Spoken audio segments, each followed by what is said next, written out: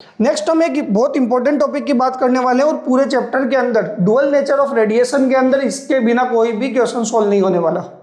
सबसे ज़्यादा इंपॉर्टेंट चीज़ यही है और कई बार 1 मार्क के अंदर सीधा एमसीक्यू भी बोर्ड के अंदर पूछ लेते हैं।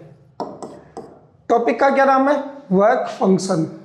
देखो वर्क फंक्शन होता क्या है कि आपके पास एक मेटल है, ये मेटल प्लेट है, ठीक है। इस मेटल प्लेट से हमें इलेक्ट्रॉन इजेक्ट करवाने के लिए हमें क्या करनी पड़ेगी? एनर्जी देनी पड़ेगी। बट ऐसा नहीं है ना कि आपने कितनी भी एनर्जी दी और इलेक्ट्रॉन बाहर निकल गए। ऐसा ही होता तो हम क्या करते हैं, मेटल लेते और लाइट डाल देते, लाइट फॉल कराते उसके ऊपर, और जैसे लाइट फॉल कराते उसी इंस्टेंट पे इलेक्ट्रॉन बाहर निकल जाते। कितनी भी लाइट फॉल कराओ, ठीक है, आप लेजर लाइट ले लो, हल्की सी लाइट फॉल कराते इलेक्ट्रॉन बाहर निकल जाते। बट ऐसा नहीं होता। क्यों नहीं होता? क्योंकि किसी भी मेटल से इलेक्ट्रॉन को बाहर निकलने के लिए एक मिनिमम एनर्जी की रिक्वायरमेंट तो होगी कि बिना उस एनर्जी के, अगर मिनिमम एनर्जी नहीं मिलेगी उस इलेक्ट्रॉन को तो वो बाहर नहीं निकलेगा। कि किसी भी मेटल सरफेस से इलेक्ट्रॉन को बाहर निकालने के लिए, इजेक्ट करवाने के लिए मिनिमम एनर्जी की रिक्वायरमेंट होती है और उस मिनिमम एनर्जी को क्या बोलते हैं हम? Work function. अगर जब तक मिनिमम एनर्जी नहीं मिलेगी मेटल सरफेस के इलेक्ट्रॉन को, वो इजेक्ट नहीं होने वाला।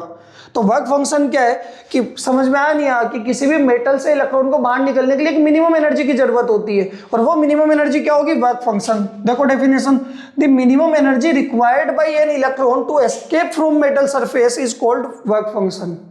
कि मेटल सरफेस से एस्केप होने के लिए मिनिमम एनर्जी जो भी चाहिए मेटल को, मेटल इलेक्ट्रॉन को, उसको हम क्या बोलेंगे? Work function. और इस वर्क फंक्शन को डिनोट किया जाता है फाई नोट से। It is denoted by phi note.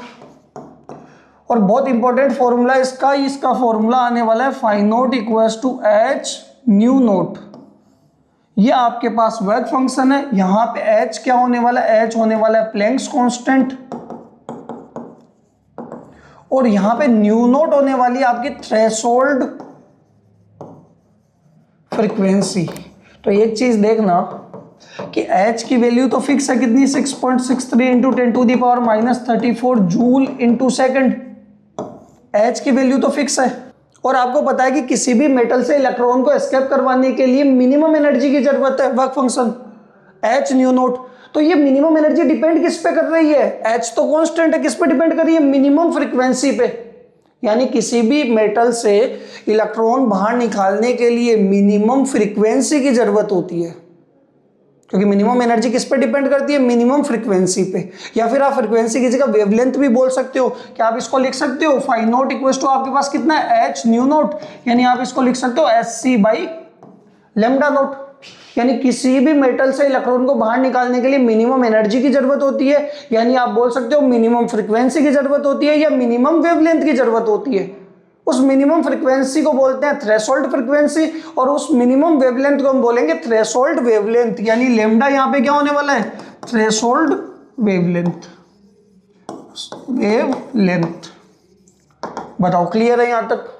ठीक है। तो मिनिमम फ्रीक्वेंसी अगर मेटल को नहीं मिलेगी, मिनिमम वेवलेंथ नहीं मिलेगी तो इलेक्ट्रॉन, मतलब मिनिमम एनर्जी नहीं मिली तो इलेक्ट्रॉन इजेक्ट नहीं होने वाले। इसके अगर एसआई यूनिट की हम बात करें तो देखो इसके एसआई यूनिट क्या होगी?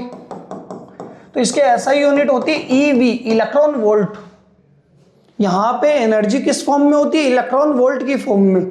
बट हमने तो एनर्जी जूल की फॉर्म में पढ़ी है। तो अगर आप जूल को या इलेक्ट्रॉन वोल्ट को जूल में कन्वर्ट करोगे तो कैसे करोगे? तो आपके पास वैल्यू होती है 1 EV equals to 1.6 into 10⁻⁻19 joule. ये वैल्यू आपकी देखी हुई लग रही है? ये इलेक्ट्रॉन की वैल्यू है, चार्ज ऑफ इलेक्ट्रॉन है। यानी आप क्या करोगे कि चार्ज ऑफ इलेक्ट्रॉन 1 E की वैल्यू इलेक्ट्रॉन के चार्ज से यहाँ पे मल्टीप्लाई कर दोगे तो आपके पास जूल में एनर्जी आ जाएगी। कैसे हुआ ये? तो यहां से अगर आप देखना कि आपके पास क्या है, मैंने बोला कि 1 EV है, मैंने यहाँ पे 1 ऐसा कैसा E की जगह रख दिया 1.6 इंटू 10⁻⁻19 कूलम और वोल्ट ऐसा कैसा, coulomb into volt. Coulomb into volt को हम जूल लिख सकते हैं। कैसे? आपने पोटेंशियल का फॉर्मूला पढ़ा है, क्या होता है? वर्क अपॉन चार्ज होता है। तो यहां से अगर मैं वर्क निकालूंगा तो क्या लिखेंगे? Charge into potential. चार्ज की यूनिट क्या होगी? कूलम। पोटेंशियल की यूनिट क्या होगी? वोल्ट। Coulomb into volt. और आपके पास ये किसके बराबर है? वर्क के, वर्क का मतलब जूल के बराबर। तो कूलम इंटू वोल्ट को हम क्या लिख सकते हैं? जूल। तो यहाँ पे 1 EV को हमने क्या किया? 1 E, यानी आपने इलेक्ट्रॉन की वैल्यू रख दी, कूलम में आई, और V का क्या है? वोल्ट। कूलम इंटू वोल्ट को हम क्या लिख सकते हैं? जूल। यानी 1.6 इंटू 10⁻⁻19 जूल 1 EV की वैल्यू होने वाली है। बताओ समझ में आया नहीं आया? ठीक है। और जो वर्क फंक्शन होता है एच न्यू नोट, ये अलग अलग मटेरियल्स का अलग अलग होता है। नेचर ऑफ द मटेरियल पे डिपेंड करता है कि किसी मटेरियल के अंदर इलेक्ट्रॉन्स को बाहर निकालने के लिए ज़्यादा एनर्जी चाहिए, किसी मटेरियल के अंदर कम एनर्जी चाहिए। कैसे कि मान लो किसी मटेरियल के अंदर इलेक्ट्रॉन्स जो है, उसके आउटर मोस्ट सेल के इलेक्ट्रॉन्स या जो भी इलेक्ट्रॉन्स है वो न्यूक्लियस के साथ स्ट्रांगली बाउंडेड है, तो उसको बाहर निकालने के लिए एनर्जी क्या चाहिए होगी? ज़्यादा चाहिए होगी। वीकली बाउंडेड है तो उसको एनर्जी क्या चाहिए होगी? कम चाहिए होगी। इसीलिए देखो यहाँ पे it depends upon the nature of metal. जो भी मेटल आप ले रहे हो उसके नेचर पे डिपेंड करेगा कि कौन से टाइप का मेटल आपने लिया है। अगर आपने सोडियम लिया तो उसको चाहिए होगी 2.75 eV। अगर आपने प्लेटिनम लिया तो उसको बहुत ज़्यादा एनर्जी चाहिए होती है। तो ये डिपेंड करता है नेचर ऑफ मटेरियल पे और वेरी करता है वन टू अनदर मटेरियल। बताओ क्लियर है यहाँ तक? ये वर्क फंक्शन।